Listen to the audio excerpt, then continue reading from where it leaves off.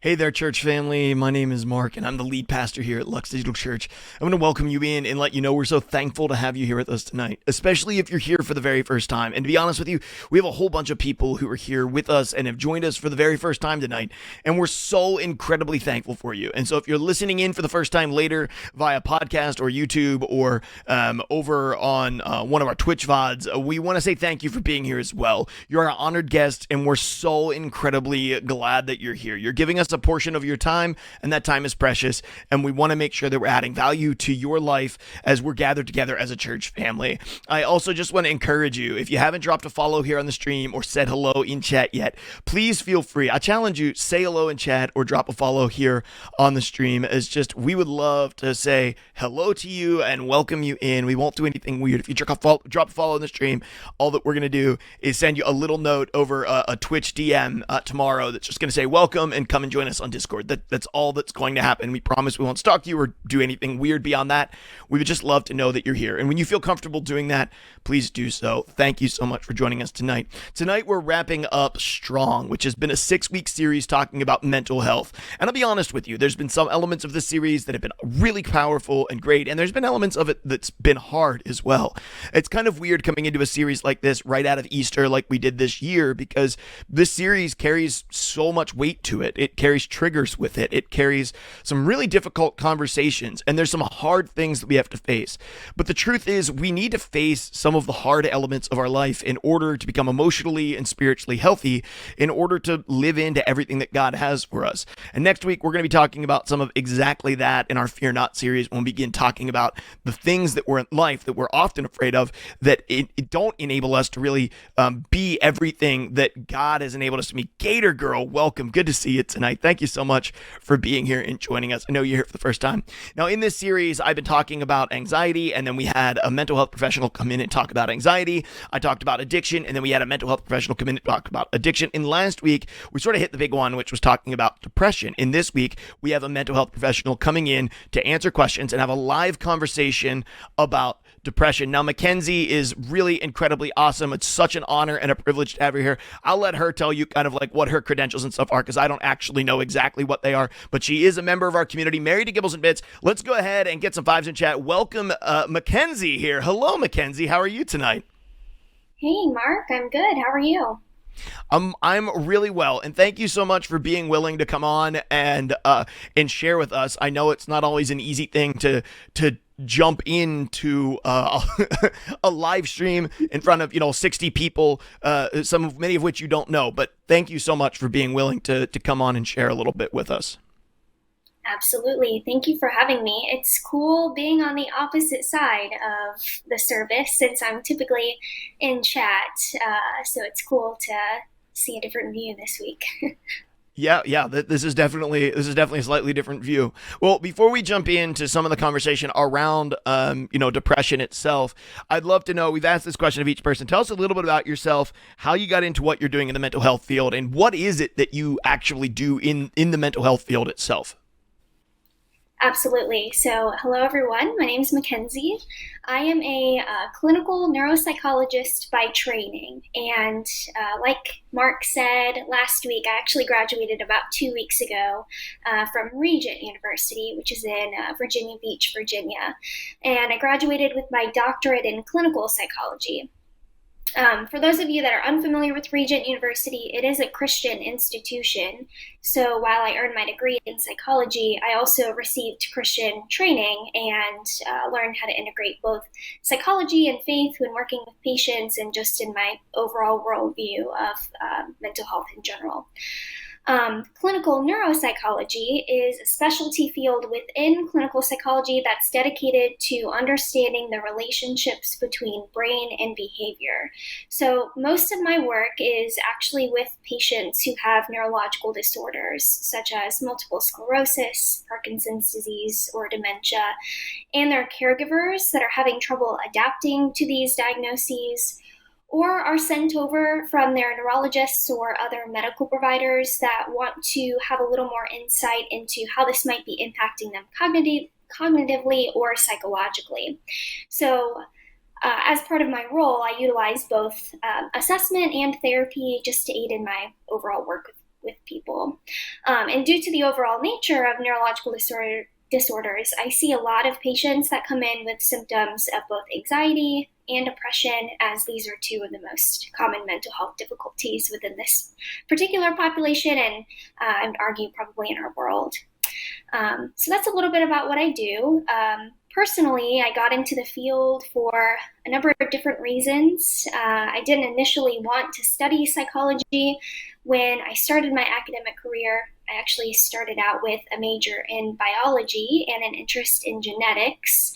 I've always sort of been fascinated with things that have gone wrong on a biological level. But during my second year of undergrad, I took a psychology class and quickly realized that I love this study. I wanted to actually work with people, engage in clinical work, and switched my major to psychology. And upon starting graduate school, I actually just wanted to be a traveling counselor. I didn't know exactly what that would look like, but I just wanted to travel, bring my knowledge and service to people in foreign countries, and bridge the gap between health disparities and mental health care in general. But God, of course, had other plans, and I joined several research groups and learned about the field of neuropsychology, and came to recognize that it kind of combines both of my interests in serving people and working with people, and just in the sciences in general. And actually, since starting graduate school, a number of family members and close family friends have either passed away or been diagnosed with various forms of dementia. And there have also been a number of obstacles along the way within families and my family and friends. And I felt really equipped to help them and support them, and just, going through my own struggles through all of that. So in a way, I feel like God was calling me to this from really the very beginning, and I love what I do, but I'm hopeful that one day God will still let me fulfill that dream of being a traveling mental health provider of sorts. I think it's interesting because, out of the three that we've had, Mackenzie, you're the most, it's quote unquote scientific, right? The two people we've had before are counselors. The stuff that you deal with is significantly more clinical than what we've talked about. But I think it's going to really help when we unpack some of this stuff. One of the most important comments came through so far, and I think we need to highlight Templar 10 said, Dr. Mackenzie, Gibby married up. And I just want to state that we all can agree with that. Gibby, we know you, so well done. Also, Tomahawk FJ62, hello, welcome to church. So glad to have you with us. My name is Mark. I'm the pastor here at Lux. We're currently talking to Mackenzie, who we're talking through mental health and specifically a conversation around depression. So the next question I have for you is, so how does depression interact and impact our spiritual life? Because as a church, we kind of want to look at mental health problems, mental health struggles, but then also how does that interact with and sort of go into our spiritual life and how our spiritual life is lived out? Yeah, so I think before we answer that, I think it's important to understand the process of depression. And I think by understanding the process of depression, it can help us to understand how it might impact us spiritually. So as most of us know, there are many different forms of depression, which is typically dependent on how long the depression lasts and what the source of that depression is.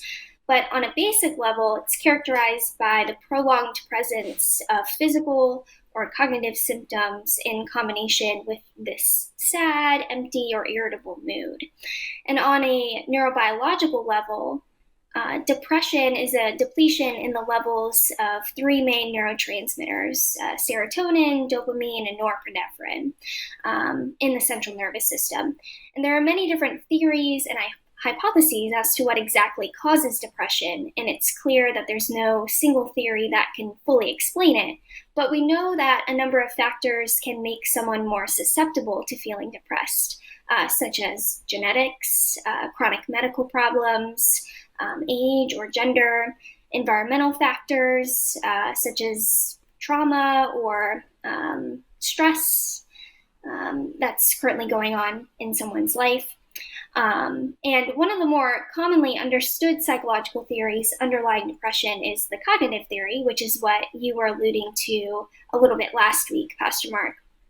And this theory postulates that depression results from maladaptive, faulty, or irrational cognitions that cause people to misinterpret facts in negative ways. So this can cause people to blame themselves for any misfortune that occurs, and it can function as a negative lens with which people see the world. So due to this, we can probably suspect or have even likely experienced how this cycle of negative thinking can or has impacted our own spiritual lives. Depression can lead us to question everything that we've previously found security in, and faith is no different. Depression can cause our relationship with God to shift, so we can feel like God has abandoned us, we can feel like our faith is weak, or that God is disappointed in us. And it becomes easy to misinterpret sorrow as condemnation by God.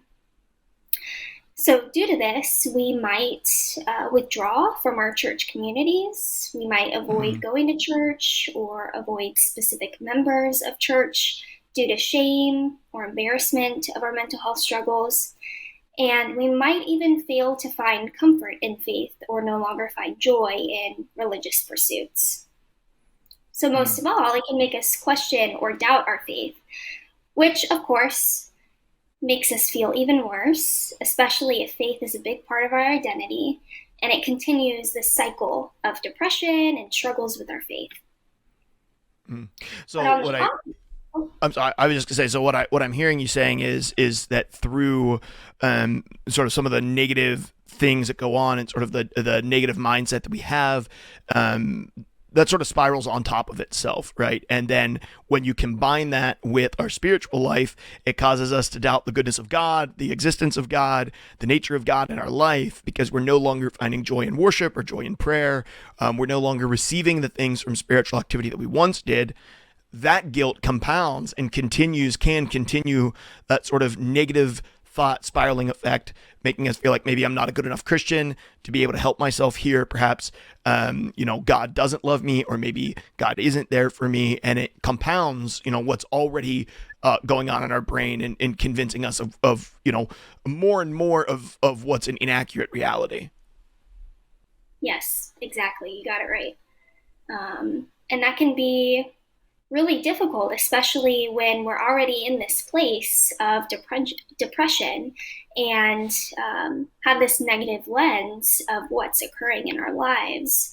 To add something that provides us so much security and hope, that and having that impact in our faith, as it is such a pivotal part of our life, that's hard. And it can continue that cycle, perpetuate it. Yeah. So what are some signs that we ourselves, because I know a lot of people who've gone through, they're just going through a difficult season and they're asking like, I haven't been diagnosed with anything. I don't know, maybe life just sucks right now. Or maybe there's a chemical imbalance that I'm not, like, I can't quite figure out. What are some signs that we, or maybe a loved one, is potentially dealing with depression, that may need us to pursue medication, that may need us to pursue counseling, may need us to pursue more help? What are some of those red flags that you would look for that maybe we can look in our own lives and in the lives of the people that we love? Absolutely. This is a great question because while there are common symptoms of depression, which I'll get into in just a moment, this can actually look different in different people. So you may experience or notice some, but not all of these symptoms in yourself or those around you. But any of the following that I'll mention in a moment can be a sign that you might have depression. So some of these things include feelings of hopelessness or helplessness. If you feel like your situation will never get better, if you're finding that you're not having as much hope in life, a loss of interest or pleasure in things that once brought us joy, an increase in fatigue or just a change in our overall sleep habits or sleep difficulties in general. Feelings of anxiety, these can often go hand in hand with depression as well. Irritability or difficulties managing our emotions. And perhaps an even more obvious one might be if you or someone you love is thinking about or talking about death or suicide more often. Hmm. I think it's also important to recognize that sadness and depression are not the same thing. Sadness, in some sense, is normal, especially in tougher or more strenuous seasons of our lives. But depression is the prolonged experience of those feelings becoming overwhelming and interfering with our lives. Hmm. So we can consider sadness a really good place to intervene, if you will. So I would recommend the same thing for both yourself or your loved one. Take note of any physical or emotional symptoms and recognize that if they start to interfere with your daily routine or with your loved one's daily routine, it might be time to take a closer look into what might be going on. Hmm. So I think the biggest thing to recognize here, either in ourselves or others, are if things are abnormal or if there's interference in someone's life. This can be quite difficult to recognize in ourselves. So you may have something that can be a signal to those around you. And I can give a brief example for Sure. myself. I'm a quite an organized and a clean person, and myself and the people around me can tell when things aren't quite right, when my world gets a little more chaotic around me. Now, it might be because I had a stressful week, or I might just have a lot going on, and I didn't get around to cleaning or organizing myself. But it can also be a sign that I'm not doing well and it might be time for a check in. Hmm. So maybe you have signs of your own for loved ones to look out for. Maybe there are things that you know you do when you're feeling sad or you're sort of leaning into a season of depression. Maybe you're not sure, and maybe you can ask loved ones to look for and recognize those signs for you. So that can sort of be a good rule of thumb to consider. Yeah, yeah, absolutely. And I think, having an idea of what those symptoms are, I think maybe a follow up question to that might be helpful for some folks is I think there are people who sit back and they say, yeah, like I recognize those symptoms in me, right? Like, and they've been here for a while. Like, life has been hard and I have been down and I've been down for a while. But I'm nervous about going to the doctor about that because I don't know, like, the concept of medication makes me nervous. Maybe I have family members who disagree with that idea, especially if I'm in a Christian circle. A lot of times that is the case. What would we say to somebody who, hey, I'm recognizing the symptoms. I see the depression. I think that I'm suffering from this, but I'm just genuinely scared to go to the doctor, and I really don't know where to start. Like, where does someone start if they want to go to the doctor? Is there, a special place that they need to call? Is there, like, how do they take that first step towards help? Clinically, medically, how do they take that first step towards help? Yeah, so if someone is concerned about going to their doctor, I would always recommend sharing your feelings or sharing what's going on in your life with a close family member or a friend. Um, if even that is uncomfortable for you, there are a lot of hotlines that will chat with people anonymously about any feelings that you're having, or if there are any immediate needs that you have, such as thoughts of suicide or hurting yourself. So those are a couple of places that you can start. But of course, if you get to a place where you are comfortable sharing things with your medical doctor, absolutely share it with your medical doctor. Um, Mm. you can also call up if you have any insurance. You can call up your insurance and they can help you find a provider for you. There is also a website called Open Path Directory. Actually, I believe it's Open Path Collective Directory. And that is completely virtual, low cost therapy with real counselors and psychologists that can provide virtual counseling for anybody in need. So those are some options for you to turn to. Absolutely. So I see a couple questions in chat, one from Hilly and one from Specialized. I actually do want to get to both of those, but I'm going to get to both of them in post-show. Hilly, and repost yours when we're in post-show in a bit. So what are some useful tools if I have a friend or a family? What are some useful tools for dealing with depression ourselves that maybe are, and this really goes into Specialized question, who asked, how does one combat it without medication? All I really have heard is unnatural cures. Are there some better natural medicines or remedies or even things that we can do in our life? As a pastor, I've dealt with teenagers and adults who've suffered from depression and suicidal thoughts and tendencies for years and years.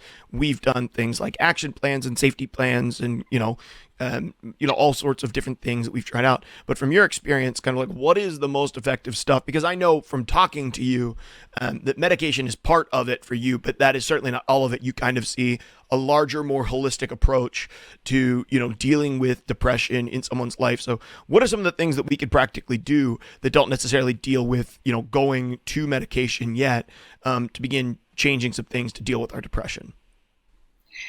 Yes, that's a great question. And there are so many incredible tools out there for dealing with depression. And as a psychologist, I'm not a huge fan of medication to start with. I always recommend starting with some strategies on your own at home, or if you get to a place where you're comfortable seeing a provider, certainly navigating that avenue. But I think the most important tool is to seek help. And do not be afraid to seek help. This is probably something that you'll hear from everyone over and over again, but it is so incredibly true. There's so much mental health stigma in our society, and the only way to break that stigma is by speaking up and asking about it. So do not be afraid to ask for help from your friends, your family, your doctors, your hotlines, therapists, Lux, anywhere. You're not alone in your feelings or in your being, and certainly utilize those amazing resources around you. I also want to recommend a few other strategies, but I want to add the caveat that these might not be applicable for everyone, and Sure. that oftentimes depression is more deeply rooted than what some of these strategies might address. So always, of course, see a psychologist or a counselor, but I do want to share key things that you can do yourself to manage depression. So the first one would be to meet yourself where you are. Every day with depression is different, and it's important to accept that where you are right now isn't where you'll always be. The key to self-treatment for depression is to be open, accepting, and loving towards yourself and what you're going through. This includes practicing gratitude. Research shows that gratitude can have lasting positive effects on our overall mental health. So looking for pieces of gratitude in our day can be quite rewarding. This can also be quite challenging for someone with depression. So even something as simple as, I'm thankful that I woke up today, that is still a very small piece of gratitude, and that's what we're going for. Number two would be that suppressing your feelings and emotions may seem like a strategic way to cope with the negative symptoms of depression. And while it's effective in the short term, it's not adaptive in the long term. So if you're having a down day, have it. Let yourself feel the emotions, but don't stay there. Consider writing or journaling about what you're experiencing. And then when the feelings lift, write about those things too. Seeing the ebb and flow of depressive symptoms can be quite instructive for both self-healing and for hope on our mental health journey. Sure. I mean, it lets us know that the season that we're in right now isn't going to last forever. That, yeah, like today sucks, this moment sucks, but I've seen it lift before. I have some sort of history with it to show that it lifts and it moves. I know that it will again in the future, that there's an ebb and a flow to it. Yeah, absolutely. A couple of other key things that I want to mention would be just to take care of yourself. Make sure that you're getting plenty of exercise, eating a healthy diet, getting good sleep, doing things that you enjoy doing, getting together with others socially, and rewarding yourself for your hard work, recognizing the small celebrations and milestones along the way. Also, I talked about this cognitive theory, and depression is often full of those negative, sometimes irrational thoughts. So, one technique that we often use as therapists, but something that you can do on your own time at home, is something that's called cognitive restructuring. So, what that means is looking at those negative thoughts that you're having and analyzing them, Hmm. putting them on trial, if you will. So, what is the evidence that this thought is true? What is the evidence that this thought is false? What's a more positive thought that I can replace this negative thought with? And keeping a list of positive coping statements and even making a habit to replace negative thoughts can be incredibly helpful. Hmm.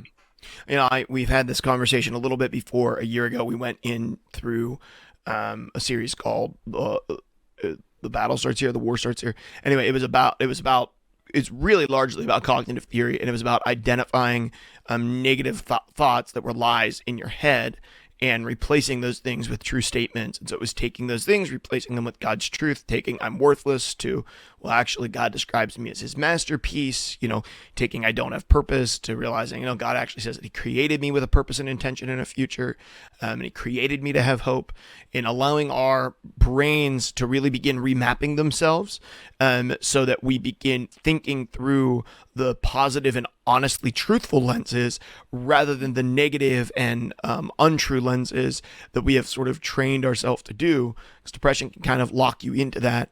And then once you've spiraled into it, it feels very difficult to climb out. What would you say to someone who's here tonight? They're just like, I don't like. I've talked to a couple people from our church, so I know this is the case. But they're feeling like they feel as though the task of coming out of this is almost insurmountable to them. I Mm-hmm. know I didn't even give you this question, so I know I'm just throwing stuff at you, which I'm sure makes you, as a very organized person, less comfortable. But so just we talked about anxiety 2 weeks ago. I wanted to provoke some of that anxiety for you. But yeah, like what do you have any input towards someone who's just feeling like the task ahead of climbing out of this hole is too much for me? Yeah, so depression, in a sense, is comfortable. Hmm. It's difficult, but it's comfortable. Once we get used to and hardwired to functioning in a certain way, it's hard to get out of it. And that's just the fact of the matter. It's tough to say, but um, it can be comfortable sometimes. Um, so this is a tough question to answer because I certainly think it's different for everyone. But Sure. um,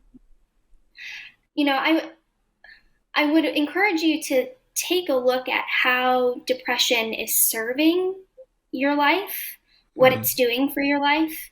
If it's causing more harm than good, if it's prohibiting you from being able to do things in your day, if it's prohibiting you from having healthy relationships, um, I would encourage you to take a look into, you know, what change in those areas might do for you. Maybe make a pros and a cons list of, you know, if seeking help and exploring how this depression is impacting me or affecting my life. What are the pros of doing that? What are the cons of doing that? And maybe even just seeing the tangible physical evidence right in front of you can be helpful for just jolting you in that direction. And, I alluded to earlier of oftentimes we don't even recognize our own signs in ourselves. So maybe even talking about our depression or our feelings with a family member and getting their insight into what's going on might even motivate you in that direction as well. Yeah. Yeah, absolutely.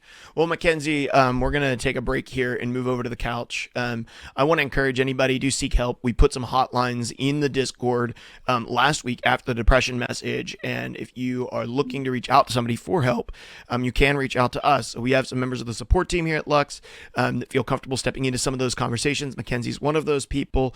We're not professional counselors. I'm not a professional counselor, but we can be a step towards the right direction. We've done a lot to help people sort of make some first adjustments and get into whatever's next in their life and begin really trying to figure out if they need to seek out more help beyond it. What we're going to do right now is take a quick 1 minute break, and then I'm going to go over to the couch, and me and Mackenzie are going to be back. I'm going to be on the couch, and her and I are going to be talking and answering your questions. So if you have questions, this is a great time to ask those questions. We'll be giving those to Mackenzie, and she can be addressing those on the post show. We'll be there for about 5 or 10 minutes after service, and so come and hang out. Please come and chill with us in Discord as well. We'll throw the link to the Discord in the chat. Come and hang out with us over there. We have people over there, and if you're looking for prayer tonight because something was triggering to you, or you would just like to talk to somebody, there are 2 people in the prayer rooms tonight, JT and Zeph. So please come over and hang out with us in Discord and jump into the prayer rooms. Templar is going to go ahead and open up those rooms for us here in just a moment.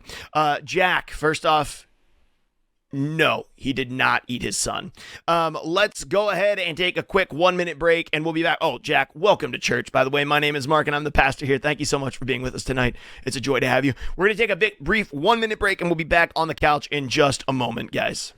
So welcome back to Lux Digital Church. Thank you guys so much for being here. Once again, my name is Mark, and I'm the pastor here at Lux. And with me tonight, I have Mackenzie, who's a member of our community, and also a doctor in, do I have it right, neuropsychology, Mackenzie? Is that accurate? Did I remember it? Technically clinical psychology, but the specialty is in neuropsychology, yes. Okay, so it's clinical psychology with a speciality in neuropsychology, and we have been hanging out with her and talking about depression, the impact that depression has on the brain, and also the impact that depression has on the spiritual life, and how both our spiritual life and other aspects of our life might be able to interact with that depression. We had a question that came in from Hillian pretty early on, and turn your mic on, Specialized says, there we are. The gratitude tip worked. Thanks, fam. Oh, that's awesome, Heart. That's awesome. That's a really great tool. Hillian asked pretty early on, my family made me feel like a failure. Imagine he's saying feel like a failure due to my age, that I don't have a vehicle, job, place of my own, family of my own, etc. This American dream, and they have been doing this to me on a daily basis, saying how I'm not doing anything with my life. So my question is, how can I deal with this? I have been praying for God's guidance and for my family, but it still makes me feel messed up on the head inside due to all of this. I'm gonna let you begin to address that, Mackenzie. I have to grab a new pack here real quick. I'll be right back. Okay. Yeah, so it sounds like, and he left, but it sounds like there are some family, just some family, I don't want to call them issues, but some family things that have come up and have perpetuated. And it sounds like your family potentially has pretty high standards of you, which I can understand is difficult to manage and understand how to cope with and address. So I would encourage you to start sort of looking into, it sounds like you have a good handle on what those things are, but maybe understanding a little bit more about your family's expectations of you, and certainly seeking guidance from a psychologist. I hate to go there and keep relying on that avenue, but I think speaking with a psychologist can help you understand a little bit more about how to address some of those deeper rooted issues. But I think a really good place to start perhaps would be with setting boundaries with your family members, providing guidance on things that are appropriate or inappropriate to say to you, even creating physical boundaries. If it's an option of separating yourself from the problem, if you're interested and it's possible. But boundaries are a good place to start, and just understanding a little bit more of some of those deeper expectations of what your family has for you. That's a really tough situation to be struggling with. Yeah. And, I think one of the other things that is really helpful, and you may have mentioned this, Mackenzie, while I was getting a new battery for my pack so I could actually hear you. But I think one of the other things that's helpful is to seek input from others. Because sometimes, the situation that we're in can be so very, very close to us, especially because with what Hillian brought up, it being a question about family, about relationships, and about the dynamics that are there. When it's us losing interest in the things that we love, or us dealing with feelings of, suicidal thoughts and stuff, that is one thing. But when you're dealing with the complexity of relationship, sometimes we just don't have eyes that can see our own faults and what we may need to address in ourselves or adjust in our own approach when it comes to those relationships that seem to be causing us so much problem. And so what I've done a lot is whenever I'm dealing with a relationship that's causing me some emotional stuff, is I try to bring other people into that conversation and say, do you where am I at in this? Like, am I in the right? Am I in the wrong? What do I need to adjust? Can I address this differently? My wife is one of those key people for me. But I've also had various mentors in my life that I would just, if I was coming up in a bad relational situation, I called them and I said, here's what I'm dealing with. What do you think? Not just what you think I should do, but how do you honestly think I am approaching this? Am I doing it well? Am I not doing it well? Should I make an adjustment? Do I need to think about things differently? Am I maybe catastrophizing and demonizing somebody that doesn't deserve it? And sometimes I was, and sometimes I wasn't. And it's been helpful for me to get outside input, because our emotional intelligence and self-awareness are not always high enough to see how we're impacting the people around us as well. But we had another question. Bougie wrote, what's the best way to support someone diagnosed with depression when supporting them seems to bring on your own depression? And I would imagine this is common with, families and stuff. Like, anxiety is one of those things, right? If one person is anxious, it can trigger the anxiety of another person very easily. I would imagine it's similar with depression. One person is feeling down, it's easier to join them in that sometimes, or to get overwhelmed and depressed yourself because you don't feel like you can help them. So how do you interact without it, triggering stuff for you as well? Yeah, so I'll speak to boundaries again. Recognizing maybe in yourself what your own triggers of depression are, or triggers of other mental health stuff. Maybe it's the discussion of a family member that's been lost, or maybe it's the discussion of suicide.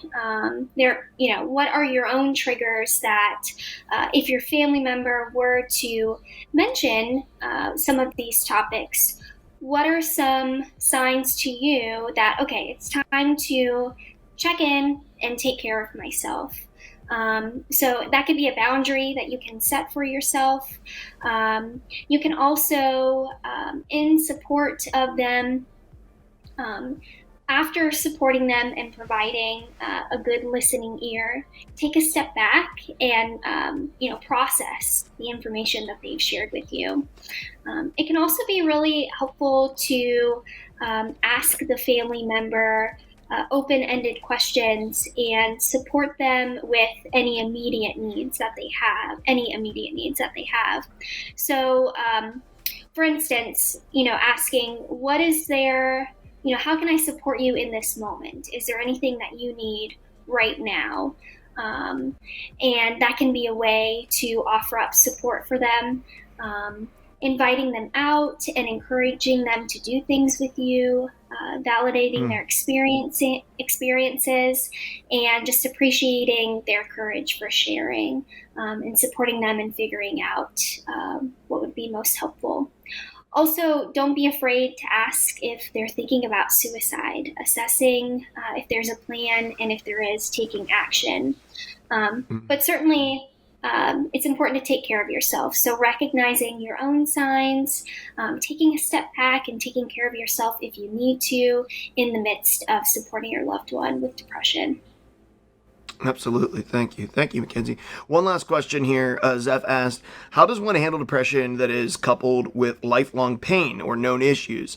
I see a lot of this in myself and others with chronic pain things. I thought this was a great question for you because, I mean, this is literally one of the things that you deal with. If you're dealing with someone with MS or someone with dementia, they're dealing with, lifelong medical issues that are coupled with the depression and maybe even triggered, depression triggered by these things. Mm-hmm. Yeah, and this can be tough because the two can often go hand in hand.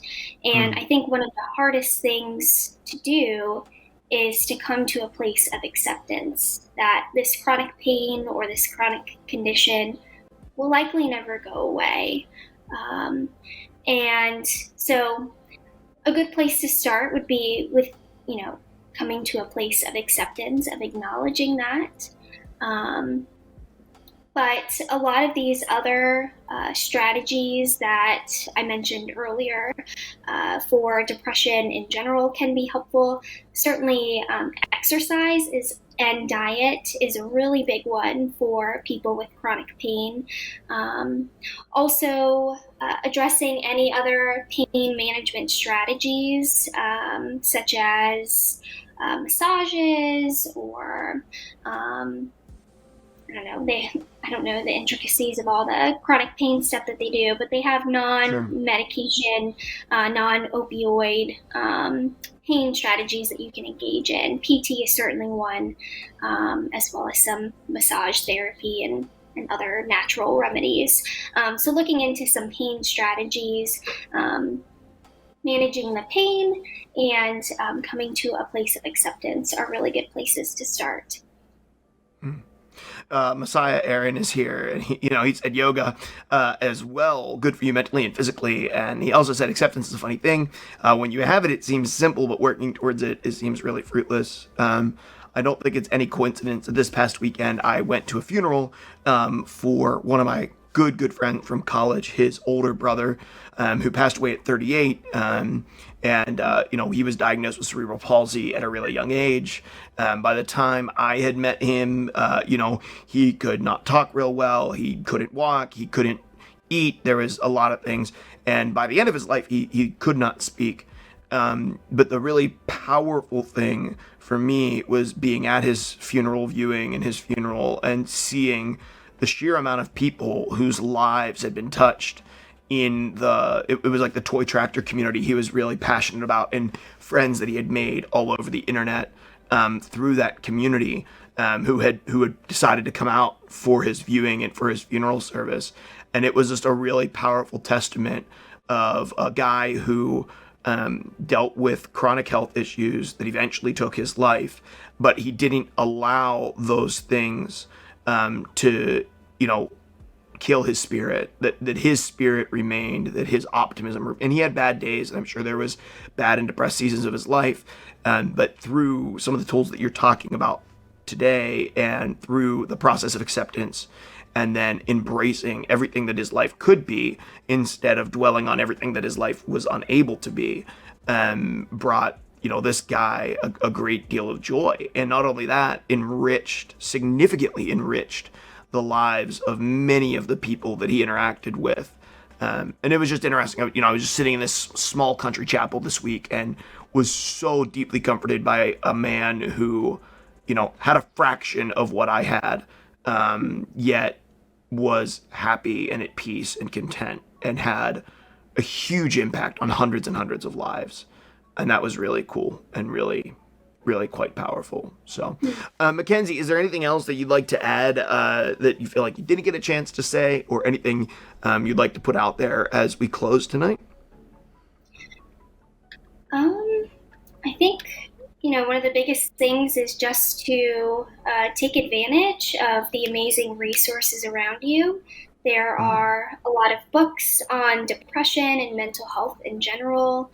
There are a lot of hotlines and really providers and therapists that are out there and willing to listen and to hear your story. So Lux is an amazing community with a whole slew of teams, the prayer team, support team, even the dream team, and we're all willing to listen and support you as well. So there are so many amazing resources out there, and I know that it can be intimidating, it can be hard, it can be shameful, it can be embarrassing. And just know that you're not alone. There are a number of people that are struggling with depression and have been in your exact position. And today is not going to be the same as tomorrow. Awesome. Awesome. Mackenzie, I think two of the things that you've said that have been so powerful and been aha moments for me is today is not going to be the same, or, tomorrow is not going to be the same as today, what you just shared, and the concept of, in some ways, although it's very difficult, depression can be comfortable. And, man, sometimes the hardest thing in life is not getting healthy, it's disrupting comfortable. And I was so, I've tried to put words to exactly that thing. As I've worked with people over the years who honestly, and it was damaging to them to say, you don't want to get better, because they do want to get better. But they've learned the place they're most comfortable is where things are the most predictable. And for them, things were the most comfortable and most predictable in the depression that they had been in for a really long time. And you had such a graceful and kind way of saying that was like, hey, this is like, my way of doing it is like, let me slap you in the head. And your way of doing it was so much kinder and more graceful and loving. And so I just deeply appreciate it. I deeply appreciate you. Thank you so much for being willing to come on and to share with us tonight. Can we get some fives in chat as we say goodbye to Mackenzie? Mackenzie, thank you so much for being here live with us tonight. Have a great, great night. And we'll see you around the Discord. Thanks. Thank you so much. See you later. Bye. Okay, church family, I just want to tell you, once again, my name's Mark. If you're new this week, thank you so much for joining us. This isn't our normal format for the week. What we do for service is next week we'll be back to something that's a little bit more normal as we jump into our conversation on how fear controls our life and how courage can set us free. I hope you'll come back and join us next week for that live conversation and live message. We're super pumped to kick it off next week, and we hope that you'll be here, and we hope that you'll bring somebody with you as well. We're going to be over in Discord tonight, so if you'd like to come over and say hello, please do. Zeph and JT are going to be in the prayer rooms. Gibbles and Bits, which is Mackenzie's awesome husband, is going to be in the Welcome Center. So if you're here and you're new tonight, which I saw many of you that are, stop by and say hello to Gibby in the Welcome Center tonight. We just want to hear a little bit about you and just tell you that we're glad that you were here. I'm going to be in the Meet Pastor Mark room here in about 4 or 5 minutes. So if you'd like to meet me for the first time or just pop by and say, hey, Pastor Mark, and then pop out, you can certainly do that. I'll be there for another 35 minutes or so after service tonight, and I'd love to get to see you. Truly, I would. So if I've never met you before, please consider swinging by Discord and saying hello to me. That's going to do it for this service here at Lux Digital Church. Come back next week, 8:30 p.m. EST, every week here at twitch.tv/Lux Digital Church for a live stream service and an opportunity to come and connect with our amazing family here at Lux. Thank you for being here with us tonight. We'll see you guys next week, and we'll see you in Discord between here and there. Good night, everybody. Peace out.